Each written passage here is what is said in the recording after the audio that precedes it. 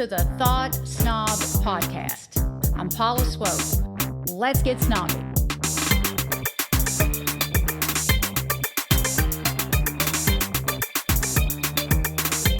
So before I introduce my guest today, whose name is Sean Grace, I want you to know why I was compelled to invite him on the show. I did a significant amount of inner work to become a highly self-aware person. Self-awareness is actually a pretty rare quality. And one of the things I did that may surprise you was I started asking myself questions. Asking myself questions was a complete game changer. And that's exactly what this guy right here wrote a book about. The Art of the Question, a guide for seekers, dreamers, problem solvers, and leaders. Sean Grace is a communication consultant, author, coach, and speaker with over 25 years of experience developing and training sales, marketing, and leadership talent across diverse industries. His unique brand of business consulting is forged from his long career in media, advertising, and the creative arts. Now, here is what I'm so impressed with. So, Sean studied music performance at the Julliard School and SUNY Purchase and finance at Wharton. As an award-winning musician and multi-instrumentalist, he borrows techniques from jazz improvisation to help foster creative collaboration and cooperation within and across teams. His track record of success as a consultant and coach has earned him a reputation as a trusted advisor and trainer to some of the world's most innovative and successful organizations. And just for our listeners, in case you don't know about the Wharton School of the University of Pennsylvania, the acceptance rate, it's like 9%. So, very impressive. And I have to tell you, Sean, I actually spent some time with, well, not some time, like a day, with one of Wharton's famous alumni, John Scully. Wow. That was a cool day.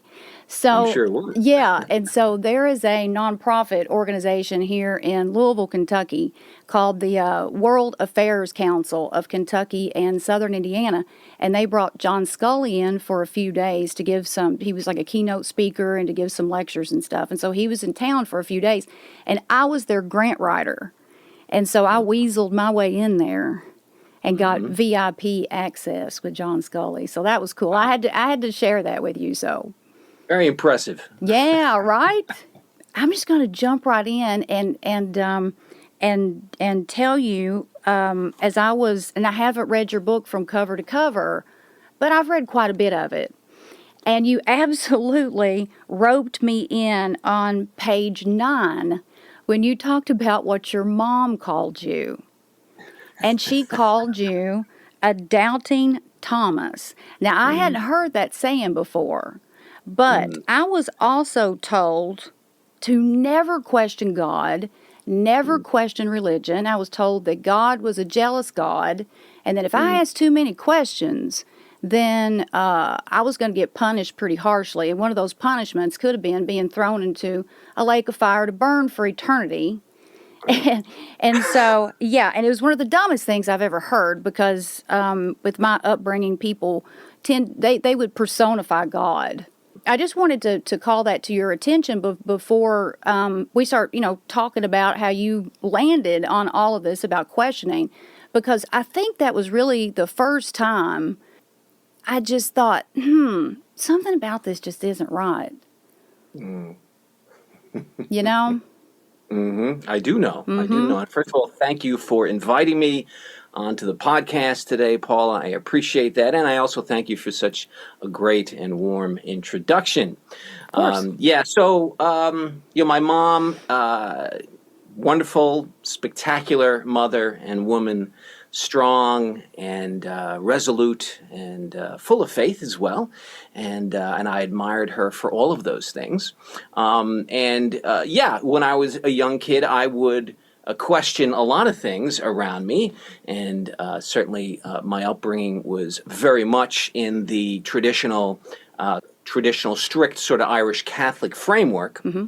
So I would have a tendency to question things, such as some parts of Scripture or even the existence of God himself. And so my mother would call me a doubting Thomas. And I remember as a kid, I felt kind of bad about that, because it almost reflected that, you're not supposed to really doubt such things and if you do doubt those things, it just represents a weakness of spirit, and that doesn't really square well with God. So you just have to accept these things, and even if they seem irrational to you, they just have to be accepted and not questioned. So now as a young kid, I accepted that, but it still bothered me. And as I got a little older, I would ask some more questions. And this whole concept of the doubting Thomas was a recurring theme, I remember, in my childhood. And then sort of the ye of little faith sort of concept, which, as I state in the book, was both charming and mocking. It was sort of pointing to those who question these things as lacking the spine or fortitude to be able to connect with greater things. And I found that a little bothersome, and certainly as I grew older, it became more bothersome as I started to learn more about myself and about the world and questioning all things. Although some of my family, I came from a big family. I'm the youngest of 8. And so I had great support with my brothers and sisters who, by and large, encouraged my sense of curiosity and my questioning, especially, as I mentioned in the book, both my brother Tom and my brother Patrick, who had a big influence on me, as well as my dad primarily. But they all, not necessarily in opposition to my mother, but it sort of encouraged me to say, well, keep questioning, keep wondering, and be curious, and find out for yourself these things, and don't necessarily trust what people hand you. You could certainly take some of it, but either way, you should take your time to explore these things on your own and sort of come to your own understanding of how these things square with your sense of the world and ethics and values and things like that. Mm-hmm. So it was an interesting combination between my mother and the church, essentially kind of, embracing me, but at the same time saying, this is really not the way to look at things. Yet at the other side was the more rationalists, or the more, maybe not even so rationalists, but certainly those of my family who felt compelled to continue encouraging me to be curious and to question. So that kind of started me, I guess, on this whole mission of, wow, okay, how else, what other things can we question and can I question? And that grew from there, and then it ultimately it sort of resulted in the book, but the book covers a lot of different areas of questioning and curiosity. Mm-hmm. So it's interesting how you picked that one out to start. Oh, it hit home because I wasn't encouraged to be curious, and I was very curious, and my peers weren't either. It wasn't it was all of our agents of socialization. We would get into trouble if we asked too many questions. And right. Yeah, and was it Christian, Catholic? What was it? Oh God. So yeah. I was never, okay, so my father was pretty tainted by religion by the time that I came into this world, because he was raised by a holiness preacher. Mm-hmm. And that denomination really behaves more like a cult. Mm-hmm. And in Appalachia, so many people have great gifts and talents, and some of the hardest working people and most beautiful landscapes I've ever seen. Mm. But they take the Bible as the literal truth. Mm. And so that's how my father was raised. And he was made to go to church, and he didn't agree with anything that he was hearing, but he was pretty much forced to conform, or there were some pretty serious repercussions if he didn't. Although he did not drink the Kool-Aid, really, when it came to the holiness denomination, that trickled down to me because those beliefs were still embedded in his subconscious. But he didn't realize that. All of that, hellfire and damnation and brimstone and, God is, this person with these really strict punitive policies. I was taught to believe that and embrace it. And if I questioned it, oh my God, it was blasphemy. Yeah, you're an infidel. Right. Right. And so, in answer to your question, that denomination, those beliefs associated with the holiness religion probably had more of an influence on me than anything. But because my father had been tainted by religion, I was never, made to go to church. But when we did go to church, my mother took me, and it was a Southern Baptist church, which is very similar to a lot of the beliefs of the holiness and the Pentecostal. And it just, none of it really made any sense to me. It just didn't. And a lot of the Bible didn't make any sense to me. And so I would ask questions, and people would be like, "Oh God, no, Paula, no, don't say that. You can't question God. God does not want you to question him." And so it's this personification of this white man, definitely white, who, sat up in the sky and dished out all these horrible punishments. And I would say, well, how can you guys worship someone like that? And it's those types of questions that got me into trouble. And so I stopped asking. Yeah, similar story, although, I grew up Catholic, so I was expected to go to church until probably I got to maybe 14 or 15, and I just kind of stopped going, at least not consistently, although it certainly was instilled in me as a young kid that not going to church, was a sin, and that's a serious sin which accumulates and will therefore increase your risk of eternal damnation. Now, although they didn't necessarily use those terms as far as eternal damnation, they certainly gave this impression that, well, those who go to church will go to heaven, and those who don't end up in hell.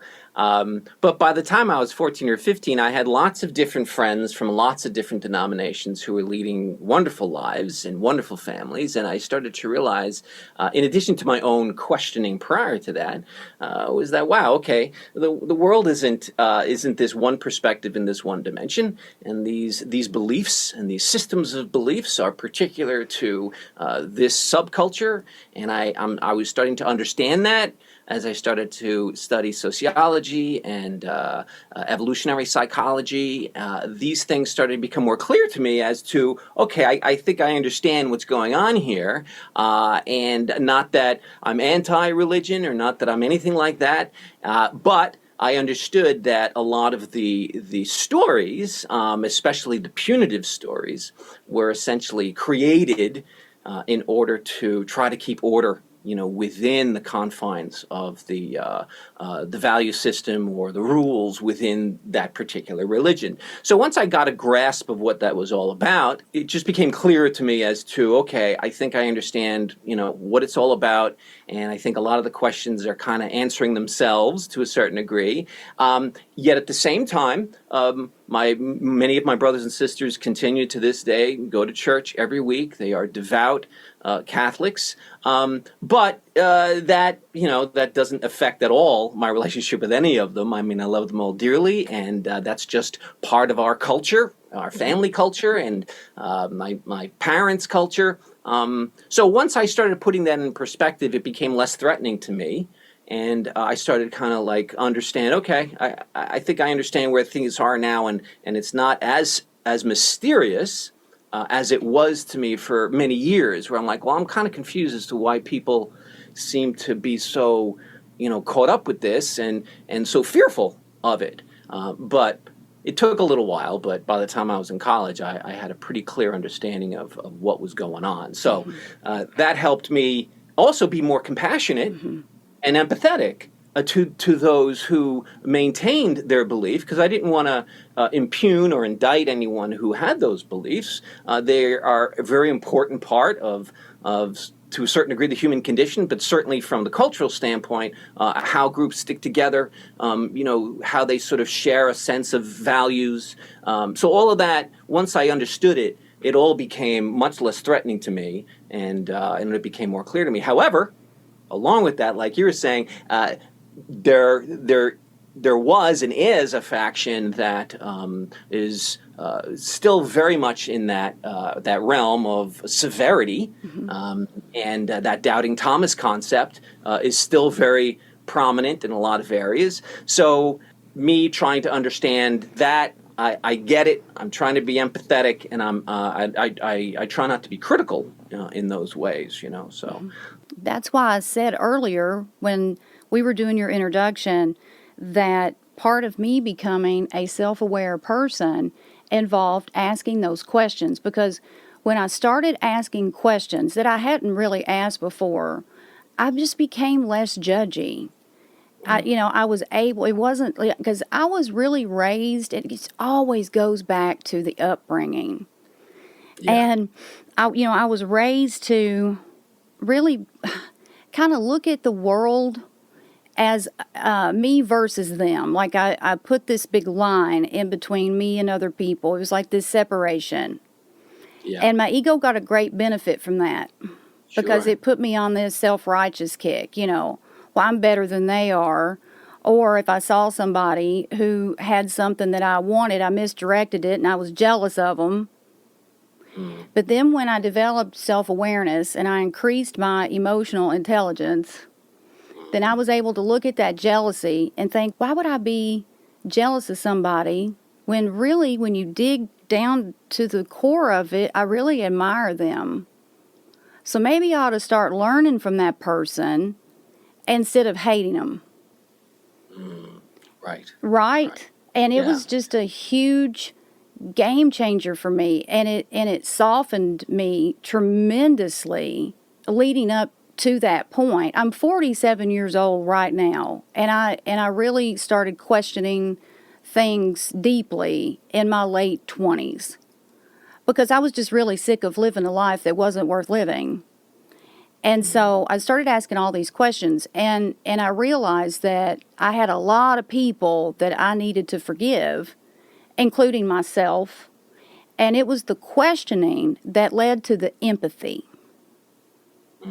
And one of the first people on my list, well, I was actually the first person on my list, but my dad was in there at about number 2.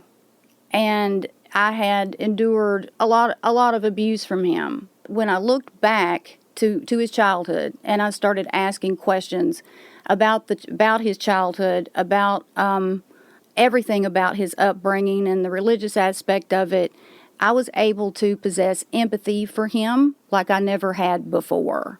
And I wouldn't have done that if I hadn't asked those tough questions.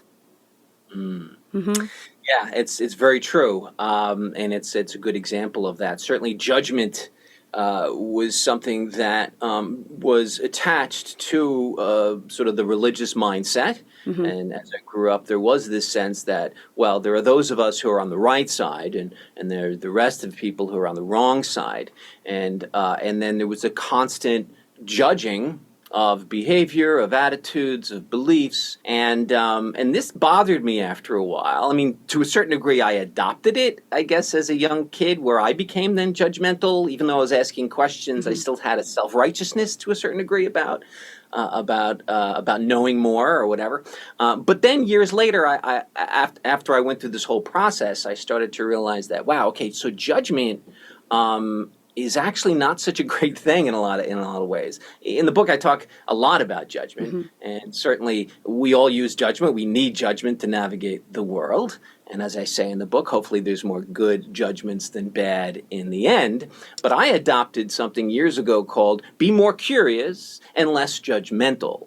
So if you can replace judgment with curiosity, you're more likely to open yourself up to new perspectives, new points of view, just new ways of seeing the world.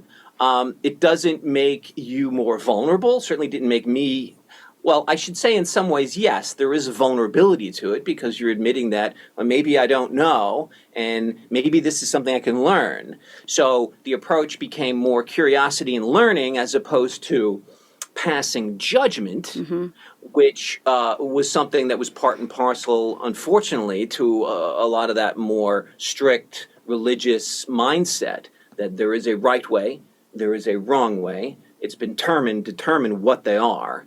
And therefore, we follow this path because it's right, and they're on the wrong path, so stay away from them.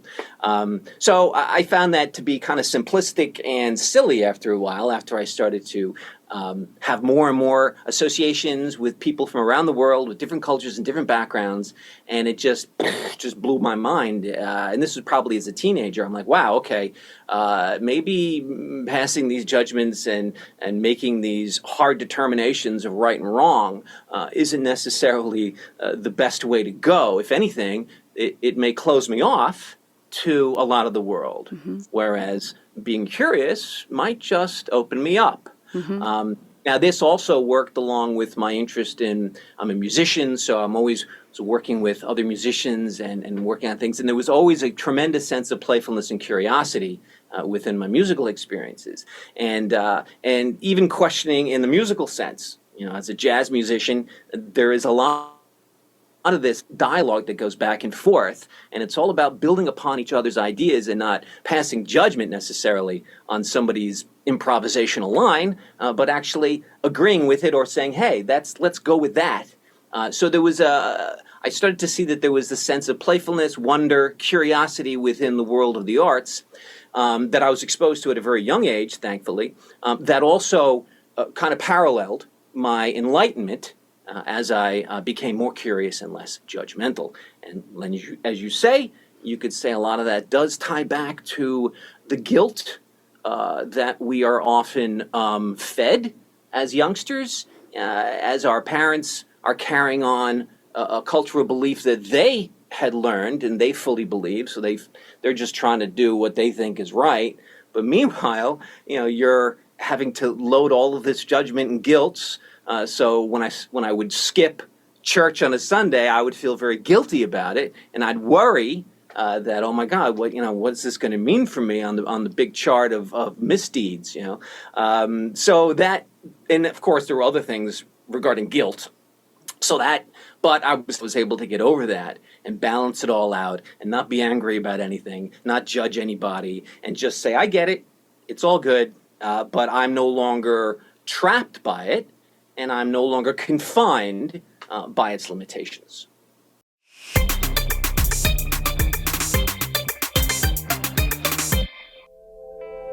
When someone tells you over and over again that you can't have what you want, you believe it. And those beliefs, unless they are interrupted, have the power to destroy your life. This book takes you on a journey of self-assessment, self-reflection, and self-empowerment, but it's not a quick fix. It's a playbook to a better life. And if you emulate my spiritual teachings, your life won't look the same 1 year from now. I want you to know that if you want something, you're meant to have it. That burning desire that you've always had is there for a reason. Your intuition tells you that you are supposed to do whatever you want to do, and that's why the burning desire never goes away. You may have shut it out a time or two in your lifetime, but it always comes back. Together, we're going to bring that burning desire to life. You can attract whatever you want, regardless of your past and present circumstances. When we're done with your spiritual transformation, those who have treated you badly will wish they hadn't. Miracles aren't reserved for the saints. We sinners are just as entitled to miracles, so let's go get yours.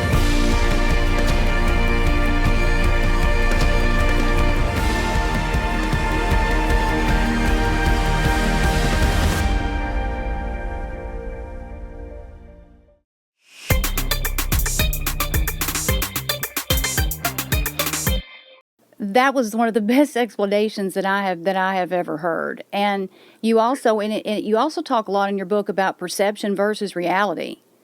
And when I became aware of that, and I realized, and this is in tune with everything you just said, right and wrong, okay, is there, I don't feel like there's even a such thing, because it's all about perception. It's all about how we perceive something in that moment. And what I think is right, the next person thinks is wrong. Here's a fine example. I have a pretty large social media presence. I talk about things like, synchronicity and manifestation, and seeing number sequences and helping people interpret the meanings behind those things. And some people have come in and they have commented that I am demonic, and that I'm a witch, and all this crazy stuff. But I don't get offended by it. I used to get offended by everything. The questioning, I don't get offended anymore, because that's what they think's right. Yeah. Okay? Yeah. I mean, I know that I'm not demonic, and I'm not a witch, but at the same time, if someone calls me that, okay, I mean, that's what you think. There's nothing that I can do about that, and what you think is really none of my business either. I mean, I know who I am. This right and wrong thing, and this black and white, and being in this box, it really helped me to see things with more clarity, because, again, there really is no right or wrong. It's just perception versus reality. Everybody's going to see it different. And no matter how hard that I try to get people to see me for who I really am, they're still going to perceive me the way they perceive me. And that was like an awakening when I realized that, and it was like really freedom. It's freedom. It is liberating, right? Right. When you feel that you are complete as a person and you're honest as a person, you tend to not be as affected and inflicted by things that other people throw at you. And if anything, you have a sense of, depending on the situation, maybe a sense of compassion in that process. I'm always amazed, and I still hear it to this day, this idea that, well, if you don't believe in God, or if you don't have a religious tradition, then how do you know what's right and wrong? How could you why don't you just go out and murder somebody, right? So this is a very strange mentality that seems to continue in certain circles, that this idea that, well, if you detach yourself from religion, you therefore are unanchored, and you lose all your sense of value, ethics, right and wrong. Yet, we as a species, in our culture, we have very clear lines as to what's acceptable and what's not, as far as behavior goes, and it really comes down to harm, right? We don't want to impede or harm anybody else, and the golden rule is true, do unto others as they would do unto you. And that's just common sense. It has nothing to do necessarily with the belief in a greater power. It's really more about just being a good human being, and knowing that everyone is in the same game here. We all have our ways of seeing the world, but at the end of the day, we know that being kind and not hurting other people and being respectful and civil, these are things that have nothing to do with religion, even though some people seem to think that it's tied to a religious belief system. And some people think that, well, before there was organized religion, there was chaos, But in fact, we know that wasn't the case. We are the same species. We behave in a pretty similar way, although our culture changes from time to time. And religion has been certainly somewhat of a foundation for some of these ideas. But I learned years ago that there isn't necessarily, one doesn't equate the other. Because I know a lot of religious people who I find uncivil, who I find not kind, and who I find, hurt other people with impunity, because they have such a sense of righteousness that in effect, they are actually in some ways more threatening to others, because their strong beliefs give them a sense of knowing better, and therefore how I view it is right and how you view it is wrong. So I always find that fascinating, that, wow, if you don't believe in God, then how do you know what's right? It's such a strange idea, but I guess that's what religion's been very successful over the past 2,500 years in instilling in humans this idea that if you veer from the platforms, you will be lost. And to a certain degree, you could say that's true because we are social beings, and religion brings a lot of these social groups together. So there is a sense of identity, and if you're ostracized from your group, you could literally die of starvation some time ago, not anymore. So that is part of who we are, the sense of, well, I need to kind of have a similar view as my group, otherwise I will be shuttered out.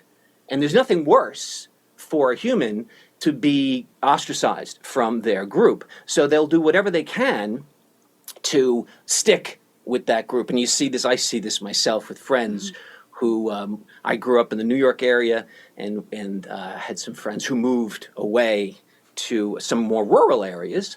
And I was kind of just amazed within a year or two, their complete change of how they went to church, how they viewed God, how they viewed subjects. And I'm like, wow, is this the same person that I grew up with and thought I knew so well?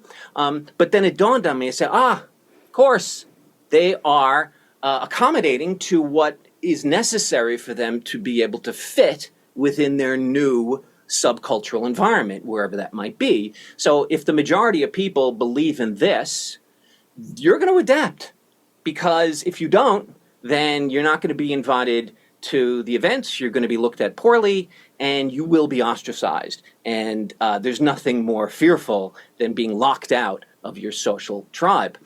So once I started to understand that, I then once again became less freaked out by those who would completely change their belief system based on a recent move to a completely different area that just happened to be surrounded by people who believe in something different. So that was a big revelation for me, that I saw how malleable we are as humans to move in order to fit better within the group that is meaningful to us, if that makes sense. It makes total sense. And I've often called myself a former conformer, because I used to conform like that out of fear of not being liked. Necessary. It was smart. Yeah. And it's like, and I see the exact same thing.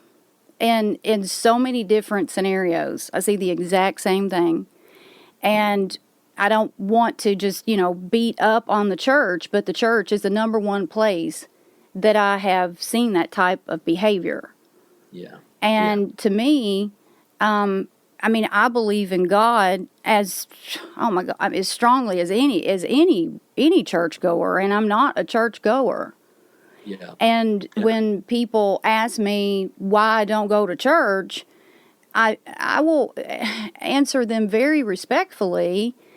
I haven't found a church that didn't condemn another. And it's like, we're all in it for the same reason. We're all from the same source.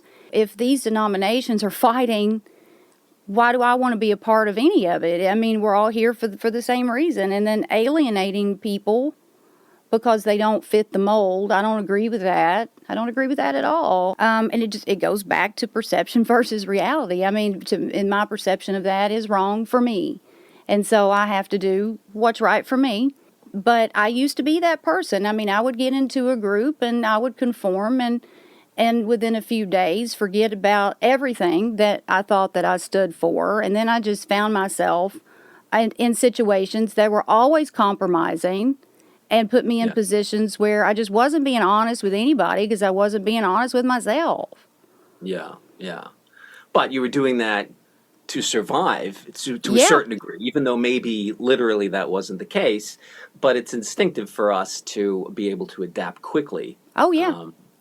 For the reasons that I mentioned. So, yeah, that's a very common phenomena. And I talk about in the book some of the cognitive processes that are often at work within our brains that create this distortion of how we perceive the world. And it's part of our survival instinct that we have what we call cognitive biases, which are different than implicit biases, and cognitive biases are hardwired. We all have them. It has to do with what we call heuristics, and these are ways in which we use shortcuts and rules of thumb to get through the day, so we make quick judgments about things, and it's all based on the way our brain is set up. So the cognitive bias could be anything from a recency bias, where maybe a recent piece of news blows up a concept larger than it should be in our own minds. And there's lots and lots of examples of different types of cognitive bias. But when it comes to perceptions of the world, we're constantly putting these filters in front of us because of our upbringings, our belief systems, our judgments, our fears, and our tendency not to be curious, because to be curious can be maybe threatening, right? Because you're opening yourself up to something that might be unknown, and that can screw with how we might see the world. So we are hardwired to kind of have these filters in place, but the more aware we are of the cognitive biases that are in all of us, the better chance we have of removing those biases, or at least being alert about them, saying, wait a minute, am I maybe passing a judgment here that may be really inappropriate or incorrect? And it's automatic. But when we ask ourselves questions, am I approaching this situation in the fairest way possible? Is there another way to look at this scenario that I'm not looking at? How would somebody else see this particular situation? So this is where questions come in order to kind of work around or kind of fool those cognitive biases, which are right there, ready to create a judgment, point the finger, and create a false sense of protection, which ends up creating problems for our perceptions of the world. So there are the cognitive psychological aspects in addition to all of the cultural biases that are fed to us, and then they get locked in, and then they become part of who we are. And sort of breaking those down and deconstructing those things isn't always easy. But as you and I have learned, it's worth it, because once you go down that path, you're much more equipped to be able to deal with all kinds of things. That's right. And in your book, you talk about, and this is something that I practiced that helped me to be aware of all those biases and how certain things like the news and other people's opinions were really influencing me. You talk about beginner's mind. Right? Yeah. And to me, that was like a breakthrough when I started thinking, hang on a second. Is it possible that tomorrow might end up the way I want it to? Well, yeah, it is possible. It's totally possible. And so when I started, thinking from beginner's mind, and I would love for you to talk about that, just so you can inform our listeners, because I know if it helped me, it can help other people. I started using it just if I had a bad day, I would be mindfully aware, and I know the dangers of worrying about anything right before I go to sleep. Practicing, beginner's mind helped me to move out of that, shift out of that fear and into something a little more loving and compassionate. But I would think, just because today was not great and things didn't go my way, is it a possibility that I could wake up tomorrow and feel great and everything go good? Yeah, it is. For sure. Yeah. For sure. I mean, there's lots of different ways to see the concept of the beginner's mind, and that's certainly one of the more powerful ways to look at it. I learned about the beginner's mind with Shunrihei Suzuki's book about Zen and the beginner's mind. In that probably early 70s, he wrote that book, and I read it years and years later, and I was fascinated by the concept. Of course, it's all based on Zen Buddhism, and there are two concepts, although he doesn't talk about the first one, the observing self, so much as the beginner's mind. In my book, I talk about the observing self leading to the beginner's mind. And the concept of the beginner's mind is that if you can approach situations as if for the first time, if you could approach your situation and try to just automatically get rid of all your prejudgments about what you're seeing, as if you've never seen this before, as if you're a beginner, and as if it's a blank slate and it's a fresh, ground to observe and to look upon and to understand. You're able to open up more doorways in your mind to see things and not be burdened by a lifetime of judgments which have piled up, where even this is true even in the area of expertise, where Suzuki even talks about how the expert is often more limited than the beginner, because the expert thinks it knows through experience, and to a certain degree the expert does know.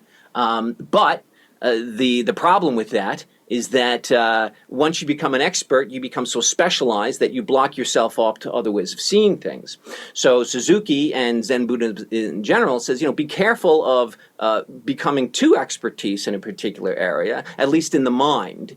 Continue to be open, continue to be a beginner. And the other concept of the observing self is this idea that we have three sort of parts of ourselves. We have a thinking self, we have a feeling self, and we have an observing self.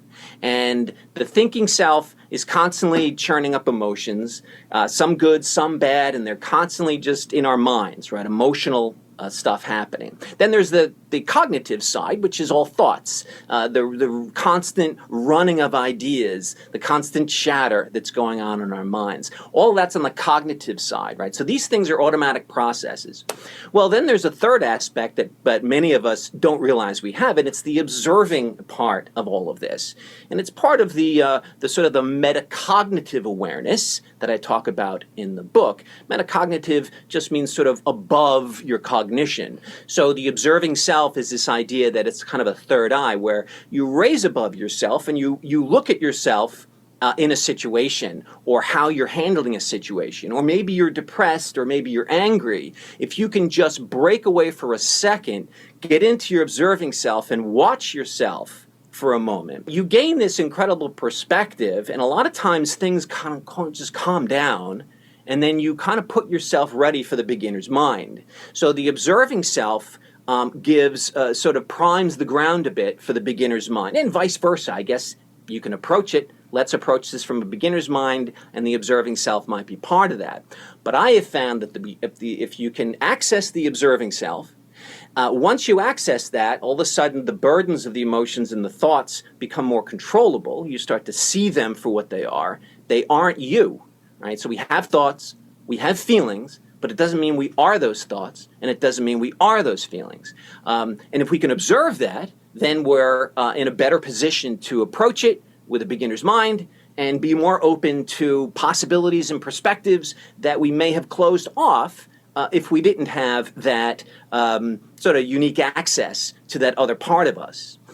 So I learned this through Zen Buddhism many, many years ago, and I started to meditate. Meditation's a part of this, being able to separate yourself from your emotions and your thoughts, accept them for what they are, no judgment, but sort of arise above yourself and look down on yourself and to kind of see who you are in ways that you may not have otherwise. And the more you do that, the more you access the observing self, the more you're able to bring it on when you need it, and then that'll open the door to the beginner's mind, which will give you sort of a more of a fresh perspective on how you're looking at something. So that was sort of my approach. I used to get really wrapped up in first impressions.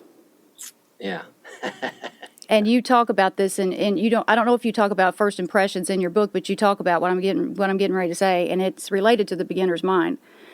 If I had a really bad first impression of someone, I would just write them off and be heavily critical.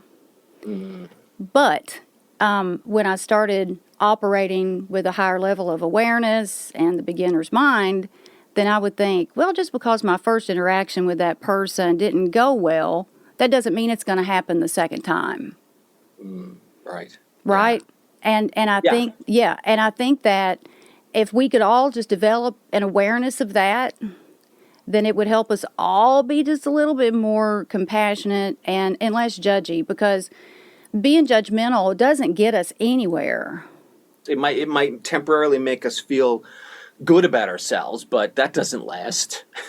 It's not authentic. what you speak of is what I refer to in the book as the fundamental attribution error, the FAE, which is another type of cognitive bias, that we pass judgments on first impressions. We pass judgments on somebody's behavior without understanding the context of their behavior. So the example I use in the book, I use a few examples, but one is an example I remember in the corporate world where, there'd be a meeting and somebody would show up late to the meeting, and automatically, especially if they were new, it's like, they obviously have time management issues, they're not very reliable. And they would automatically kind of brush stroke across this individual, behavioral things about them, things about them. Yet at the same time, if we're late, we understand the traffic was in the way. We understand that there was an extra long line at the coffee shop, and there's lots of reasons why we happen to be late. Maybe our child was sick that day and we got going late. A million reasons why, but we don't afford our colleague that same type of margin, right? So we pass a judgment based on their behavior that has nothing to do with who they are as a person. It has everything to do with their circumstance. And this is true. I've seen certainly, when it comes to even economic disparities in the country, where you have people making these huge judgments about people who are living in tents or living on the streets. Now, I live in Philadelphia. It's sad to see the amount of people who are living on the streets. It's a terrible thing. It's something just pains me in a lot of ways. But at the same time, I don't look at them and saying this is your fault. And this is a result of your own inadequacies, obviously. Those things may have been part of my vocabulary, maybe in my late teens, early 20s, possibly shortly. But I got over that quickly as I became more empathetic and understanding of how circumstances and contexts really affect how people behave and the situations that they're in. And this is common today, where you have people painting these very broad strokes about people in situations or living in a certain way or believing things or whatever, and categorizing them and passing pretty severe judgments about them, when in fact you really don't know what the circumstance was. This person, listen, it's hard enough to get by in this world, right? There are mental health issues, there are drug issues, there are family issues. I hear this a lot, where I see people who could have ended up on the street, but because they had a strong support network with a family, they had a community around them that rallied. But a lot of people don't have that. A lot of people don't have a family to rescue them or to give them a leg up or give them an opportunity for a job. Yet these other people, let's call them other whatever, will look at them and say, yeah, but, I got out of it, or I had an opportunity. My brother-in-law, got me a job or had me an opportunity. A lot of these other people don't have that. So I became much more sympathetic as I started living. I was living in Manhattan for a while, then I'm now in Philly. I became much more sympathetic to the circumstances that cause people to behave in ways that are not about them, but really about their circumstance. And I think that continues to plague a lot of us in the society as we view different circumstances and people.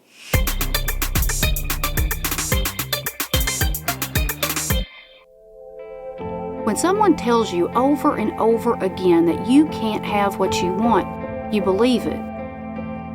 And those beliefs, unless they are interrupted, have the power to destroy your life. This book takes you on a journey of self-assessment, self-reflection, and self-empowerment, but it's not a quick fix. It's a playbook to a better life. And if you emulate my spiritual teachings, your life won't look the same 1 year from now. I want you to know that if you want something, you're meant to have it. That burning desire that you've always had is there for a reason. Your intuition tells you that you are supposed to do whatever you want to do, and that's why the burning desire never goes away. You may have shut it out a time or two in your lifetime, but it always comes back. Together, we're going to bring that burning desire to life. You can attract whatever you want, regardless of your past and present circumstances. When we're done with your spiritual transformation, those who have treated you badly will wish they hadn't. Miracles aren't reserved for the saints. We sinners are just as entitled to miracles, so let's go get yours.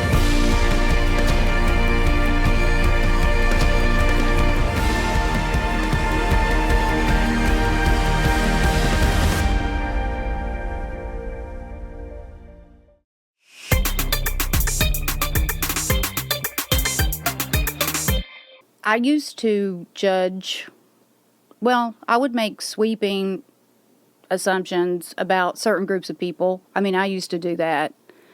Yeah. I haven't in a very long time, but for the first, I'd say 3 decades of my life, I was terrible for it. And I didn't realize what I was doing at all. These sweeping assumptions, and I'm going to say 99% of those assumptions were false.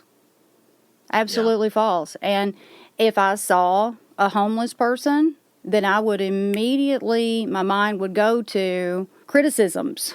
They put themselves there and, whatever other harsh thing. Bad decisions. Right, bad decisions. Yeah. And my mind would go there. But now it goes to a totally, totally different place.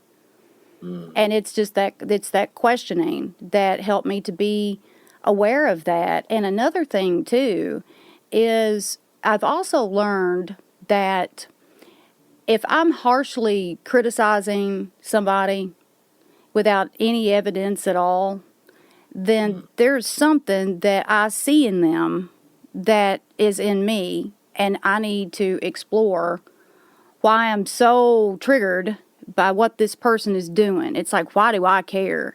And so, I've also developed that awareness to ask myself those questions. Well, what is it in me that's going on? Why do I even care about what this person is doing? It's that self-exploration that I just really love to see people do, because it will take you to a whole other level of consciousness. Yeah, it's the self-awareness that you have, and the enlightened overall consciousness you have of the world around you. We strap ourselves with judgment because of fear, and we're sort of fed this infrastructure, if you want to call it that, as youngsters, and we carry a lot of that with us. Where again, it depends on our upbringing, and going back to our conversation about religion, unfortunately, there is a fair amount of that. Even though there's an aspect to religion where there's a lot of forgiveness and a sense of compassion and a sense of empathy, there's also maybe even a greater sense of pointing fingers and judging. So to get that perspective, to be able to look at somebody and their circumstance as a complete process and not just as a result of their inadequacies as a human being, then we become much more sympathetic about the people around us. We become more caring. We also become, I think, more caring about ourselves, too. I think once we start asking ourselves and open ourselves, and the more compassionate we become, I think the more compassionate we come towards our own selves, too. Even though I can say I'm pretty self-critical, all throughout this whole process of my life of sort of exploring the world of questions, has made me a little more forgiving to a certain degree about my own issues, and understanding that, listen, I'm in this situation, or this thing happened because of a circumstance. It's not inherent of who I am.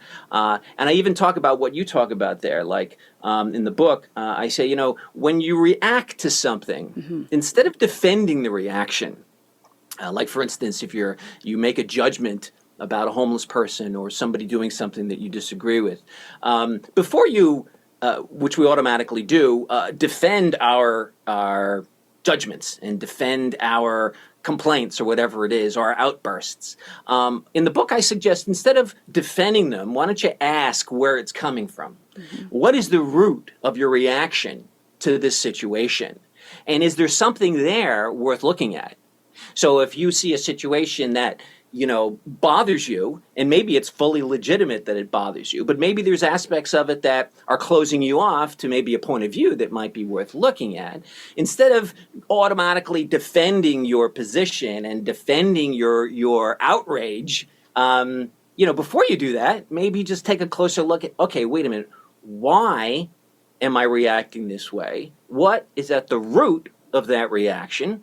And is there something about that root that could cause some type of distortion in how I'm viewing things? Now, you may conclude that no, this all is, perfectly in line with who I am. Well, that's fine too. But a lot of times, if you can just take a moment instead of defending a reaction to look at where it comes from, you might gain some new perspective on where these things are coming from within you, and maybe have a better chance of controlling them. Mm-hmm. Absolutely. That's a great advice. And so far, you and I have been pretty much focused on like the personal self-growth piece of this. And if you don't mind, in our last few minutes together, for our business people, leaders, and managers that are watching, and people in the workforce, I really, really want to dig into your corporate experience. I was watching a YouTube video of yours a couple of days ago. You do not advocate for people in leadership or management positions to solve problems for their employees. And in any management position I was in, any leadership position I was in, I always did that. And it really did get me into trouble because I just got into, okay, I've got to fix this, when I should have just let them figure it out on their own. But I just didn't have that level, I guess, of enlightenment or wisdom to ask the right questions. And so for people who are struggling with this, I would love for you to give us some insight. Yeah, well, actually, a lot of my questioning skills come from my experience in the business world, in sales as well as managing teams. So I started in the world of publishing and advertising specifically, and I quickly rose to management positions. And before I know it, in my mid-20s, I was managing fairly substantial teams of people much older than I was, So there was a certain amount of, okay, I need to prove that I know what I'm doing, right? So when a problem would crop up, I would hypothesize, I would inject, I would interject, I would, do what I thought was the smart thing to do to try to solve the problem, to show that here's my value as your leader is to solve, or at least help you solve this problem. But let me share my wisdom with you and my experience. But what I realized pretty quickly was what was happening was the team would come to me more and more on problems that didn't seem that complex. So there was two things going on. They were relying on me to solve the problem, and they were also kind of passing it on to me. If it was a bad decision, well, then it would be ultimately on my head. So after a while, I started to realize that, wait a minute, maybe there's a different approach to how I can lead these teams more effectively. So I started to use questioning. So if someone would come to me, instead of injecting or interjecting an answer, or even a hypothesis, I would then start asking questions. And the questions would be more on the Socratic method side of, is this the right question to ask? Are you sure you're looking at the right problem here? What would somebody else, how would somebody else solve this problem? If I wasn't here, how would you go about solving this particular situation? And I started using different types of questions to prompt them to start thinking on their own. And before you know it, they would start throwing back, well, all right, let me answer some of those questions. And then they would start solving the problem in front of me. And I wouldn't even say, hey, you're right. I would say, well, how do you feel that that's the right direction for this particular problem? Do you think you need other input? And then through that process, they would often figure it out. And not that I was saying I was letting them sort of figure it out themselves. The process of me asking the right questions was integral to how they went about seeing the problem. So the types of questions I asked were very important. They had to be high-value questions that really were very specific to the situation, but was basically there to spark them to think differently about the problem. And I got better and better at this. And over a while, I started to develop teams that had some pretty good critical thinking skills. They became more creative. They were able to make bigger decisions on their own. And I grew sort of out of a manager into a leader. And there is a big difference, managing a process, although many leaders are managers as well. There are many managers that are not leaders. So managing something is a process. And there's mechanics to that process, and there's things you need to know on the knowledge side to be able to successfully manage a process or a system or people. But leading is a different thing. Leading has to do with setting an example. It has to do with creating an environment and a culture where people can think for themselves, where there's a tremendous sense of curiosity, innovation, and creativity. It's not about, okay, here's the right way to do this, and this is the only way to do this. And maybe there is an absolute right way to do this. But you have to figure out as a leader, is it my job to tell them that? Or is it my job to ask really good questions for the team to kind of come up with, hey, and often I found that my approach to solving a problem turned out to be not necessarily always the same way that somebody else would approach the problem. And in many cases, my team would end up coming up with a better solution. So that really just reinforced to me and say, listen, I don't have the answers. And as a leader and as your manager, I don't have all the answers. But what I'm here to do is try to help you bring out the best in yourselves in order to figure out as a team how best to approach this particular situation, this problem, whether it was a sales problem, a marketing problem, some other type of process problem that was going on. So this became sort of part of who I was. And it was part of how I managed and led various teams.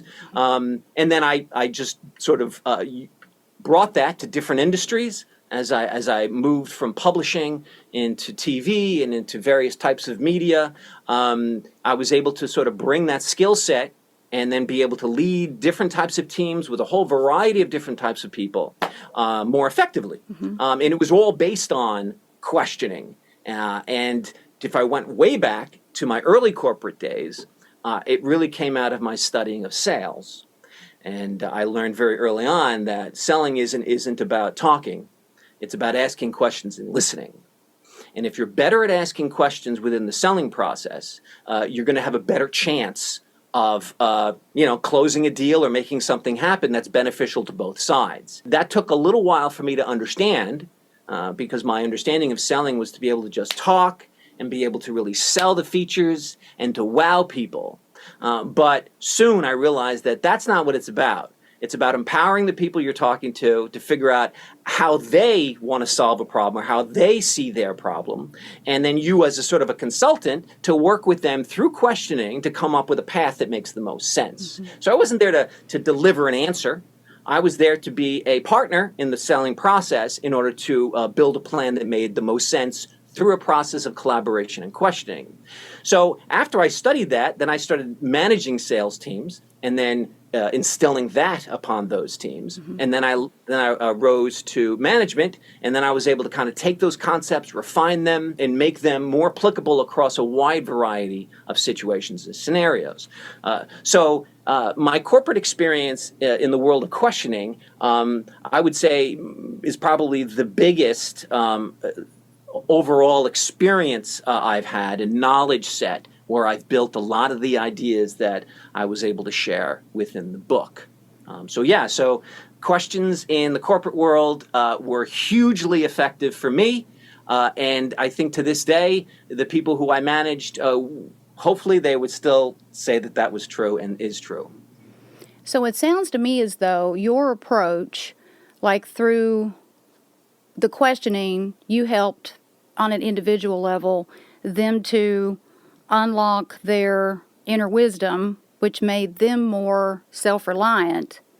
And then the result of that was building sustainable capacity for a whole business or organization. That's right. Right? Because that will last a lifetime. Just like you said, I mean, hopefully there's your principles are still alive in those people, and I bet they are. Yeah, they are. And you're right. My job, I felt, was to improve the the problem-solving skills, communication skills of the people who were reporting to me.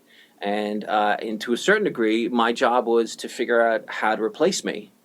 So I was always looking to groom others to rise. So I was always there to try to encourage, to build upon, and to build up others, and not be the one to dictate answers or to dictate ways of doing things or to be sort of the know-it-all, which in my early corporate days, a lot of the managers were, because answers were the coin of the realm.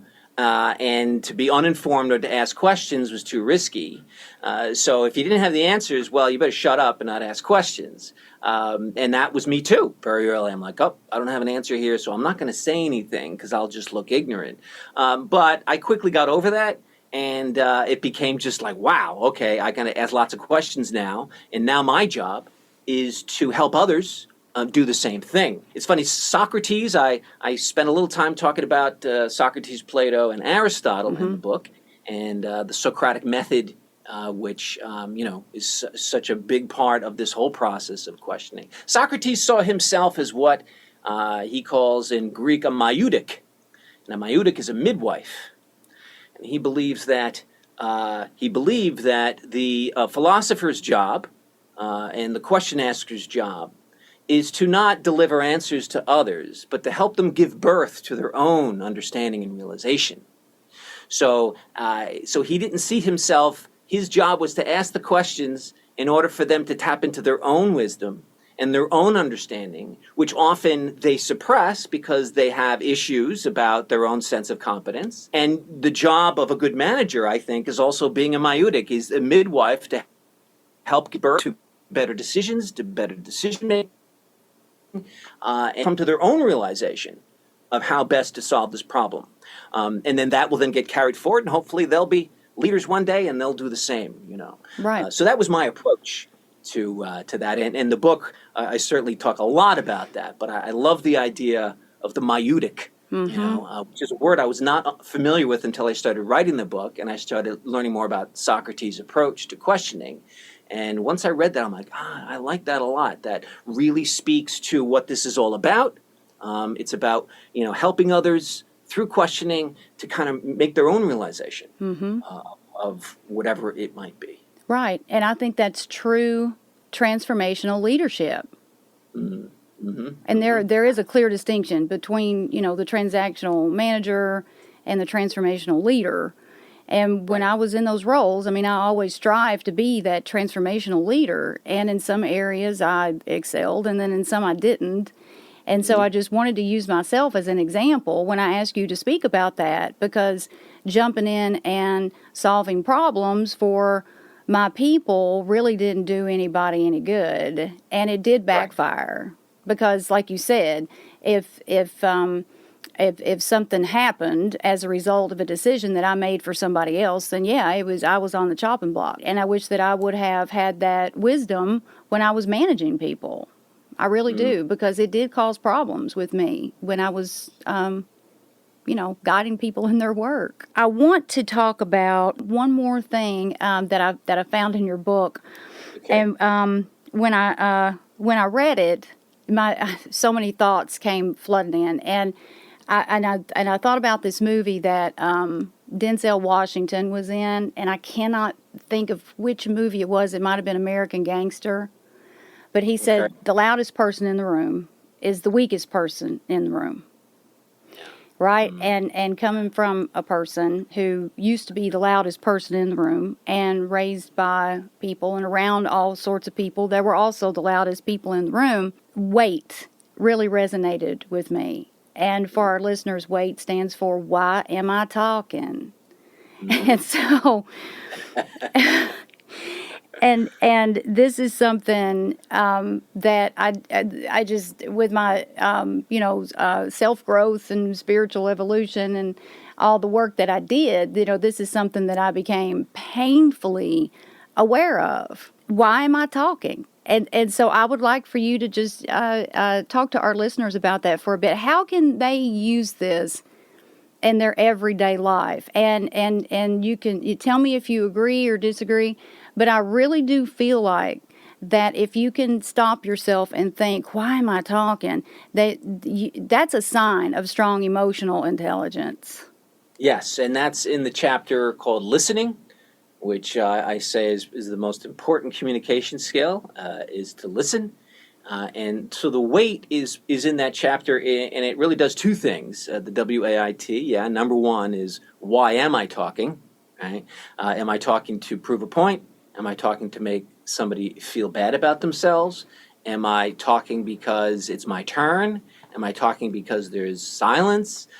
So I list a whole bunch of questions as to why am I talking, and is what I'm about to share meaningful enough to this situation, and is now the right time to do it?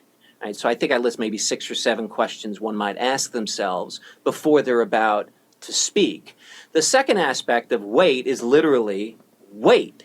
And this is something I learned also many years ago when I studied sales, was this idea of silence, this idea of holding back, waiting for someone to finish their thinking, and then before speaking, pause, and then share your thoughts. And it's that moment of waiting, that moment of just where you can gather your thoughts, you can take a breath, and you can just check your tone, you can check your approach, and then you speak. So the wait does two things. Why am I talking right now? And blah, blah, blah, blah, blah, blah. And the big thing is, am I talking to make myself look better? Am I talking to prove a point? Am I looking to make somebody feel bad about themselves? These are questions that you can certainly ask, especially in a corporate environment. But the other one is, okay, maybe I should just pause, wait, right? Pause just a moment before I open my mouth to just adjust myself instead of having to interrupt or interject once. Now, granted, we all do that. There are times that makes total sense, right? Where you're in a lively conversation, you're going back and forth. However, there are many times where you could just take a moment and then respond. Mm-hmm. So the whole chapter is on all aspects of how to be a better listener and the different types of listening that we do. And the more aware we are of the types of listening, the more we can sort of check ourselves. There's the observing self, right? How am I listening right now? Am I listening critically? Am I listening empathetically? Am I listening selectively? Am I listening defensively? And sometimes we don't really understand or realize how we're listening to somebody until we activate our observing self and say, hang on, how am I listening in this situation? And is it the most appropriate way?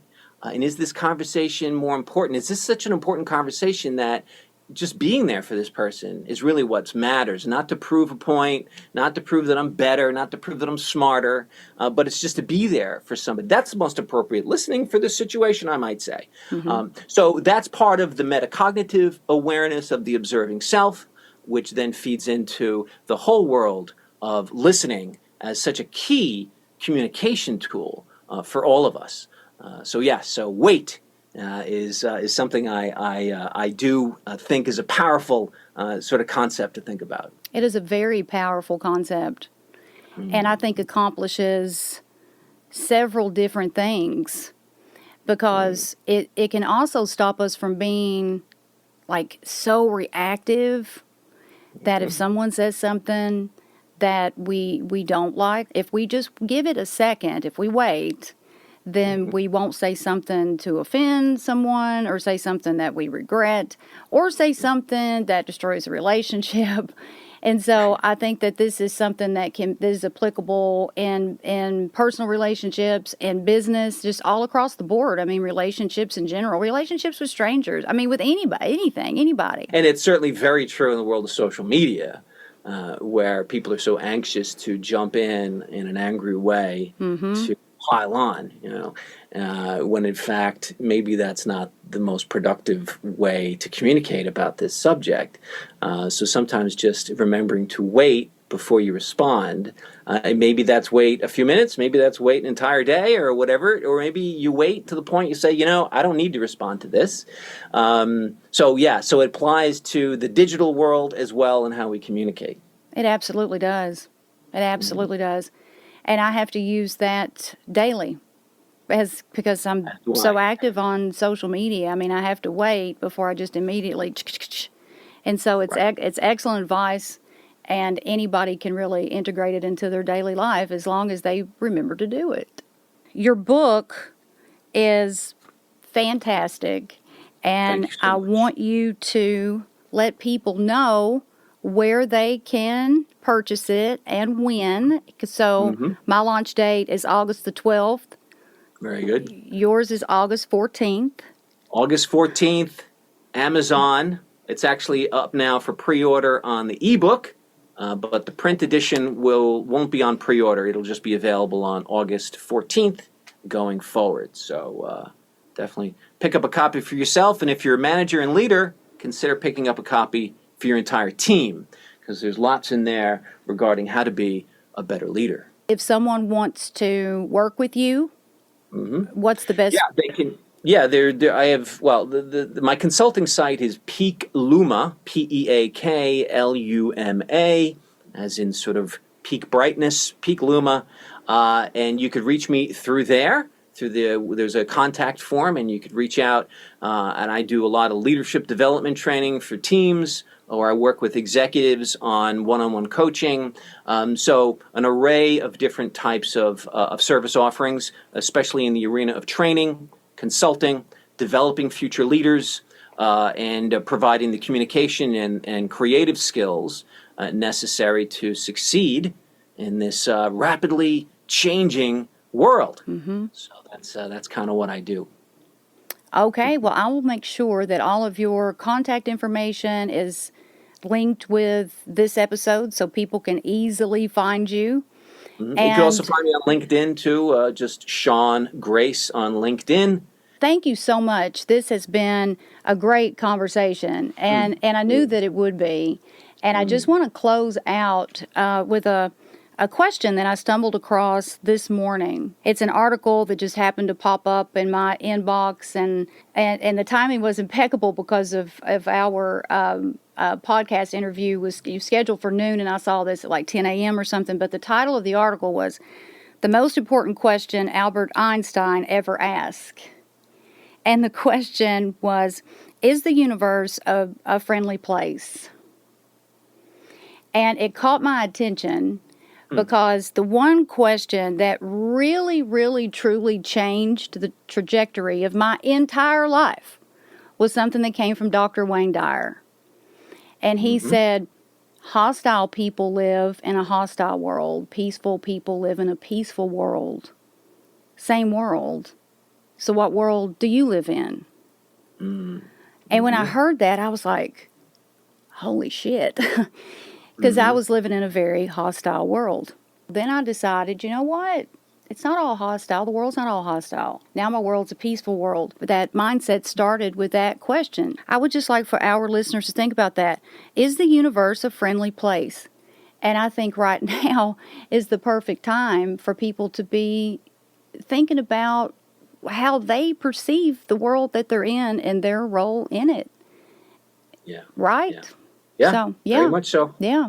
That's certainly probably not unique to our species, but I would say that our perceptions are very much based upon our experiences and our limited understanding of the world around us. If we see the world as a fearful place, if we see it as an angry place and as a threatening place, we will act in that way, and the beliefs that we surround ourselves with will enforce that concept. That's right. If we see the world as a forgiving place and a loving place with a world of potential and compassion and all of those good things, well, then before you know it, you're walking down the street maybe with a smile on your face. You're saying hello to people a little more easily. You're a little more forgiving in people's mistakes and people's behaviors. And it really completely changes. So it's really a choice. It's not even such a matter of determining, what is true and what is not, although that's certainly a part of it. But if you view the world through a frame that is threatening and it feels just dangerous to you, then that's the way you're going to see the world. And unfortunately, you're going to close yourself off. You're going to tighten up.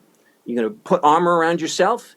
and all your decisions and belief systems will you'll reach to reinforce that idea, versus the other way, which I think, in my opinion, is a more beautiful way to live, and a way in which to proceed through the world with openness and a sense of compassion about other people and the environment and the world itself. So yes, I am 100% behind that thinking, Paula. Oh, absolutely. And I think that a person's answer to that question really truly determines what their physical reality looks like.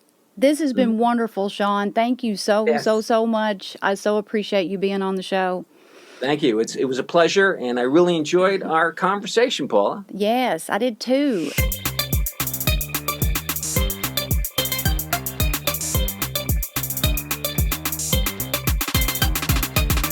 The Thought Snob Podcast with Paula Swope has been brought to you by Thought Snob Media in association with Special Purpose Studios. All production, mixing, and sound engineering by me, Will Swope. We hope you've enjoyed this podcast. Please take a few seconds to give us 5 stars and leave a review. See you on the next Thought Snob Podcast with Paula Swope.